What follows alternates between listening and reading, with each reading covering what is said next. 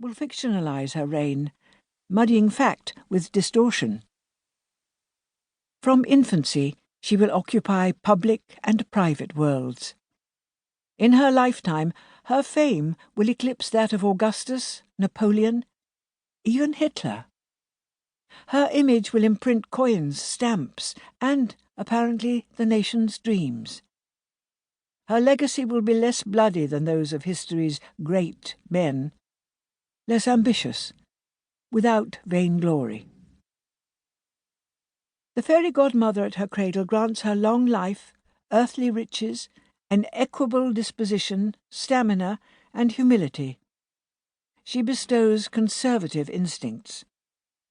With age comes wisdom and moral authority.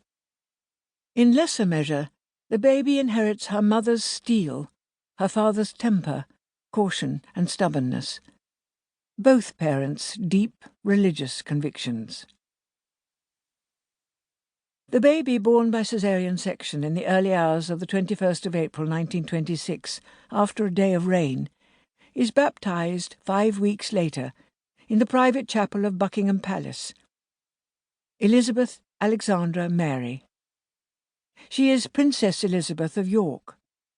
She will become, as she swears at the meeting of her accession council on the 8th of February 1952, Elizabeth II, by the grace of God of Great Britain, Ireland, and the British dominions beyond the seas, Queen, Defender of the Faith.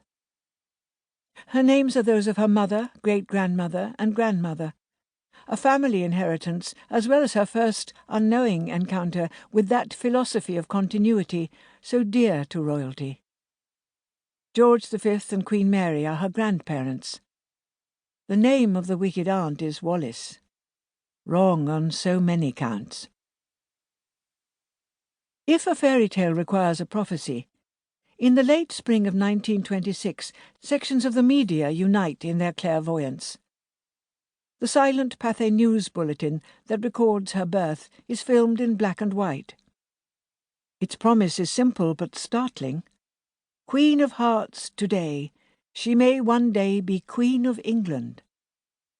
The Daily Sketch informs its readers, a possible Queen of England was born yesterday.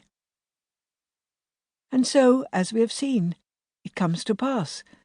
Despite the baby's sex, her father's status as a king's second son, and the good health of the uncle who ought to displace both father and daughter, Edward, Prince of Wales, so briefly and dramatically Edward VIII.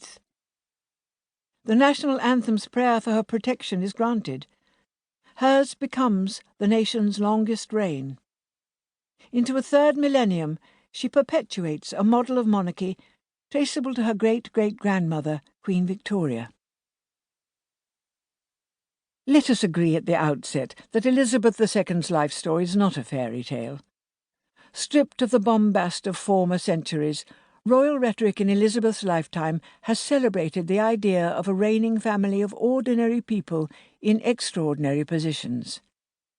This is the Elizabeth II who, in 1982, told housewives in Sheffield that she too found it difficult to keep her floors clean, who in 1990 requested designer John Anderson to shorten the neckline of a coat given her diminutive stature, who, at a low point in royal fortunes, asked for clemency from press and public, and in 2000 told viewers of her Christmas broadcast that the framework in which I try to lead my life is one available to many millions. Christ's teachings. We do not want the Queen to be one of us, wrote the women's editor of the Reading Evening Post in February 1991, but we do want her to be with us. For 7 decades, despite media intrusiveness on a scale unprecedented in royal history, she has balanced this requirement of accessibility with distance, the white-gloved hand extended in greeting. At the time of the 30th anniversary of her accession, the Daily Mirror pointed out that Elizabeth had lived a life of great privilege, but has never known the privilege of privacy which most of us enjoy. She has suggested she must be seen to be believed. Unlike the widowed Queen Victoria, she has always been more than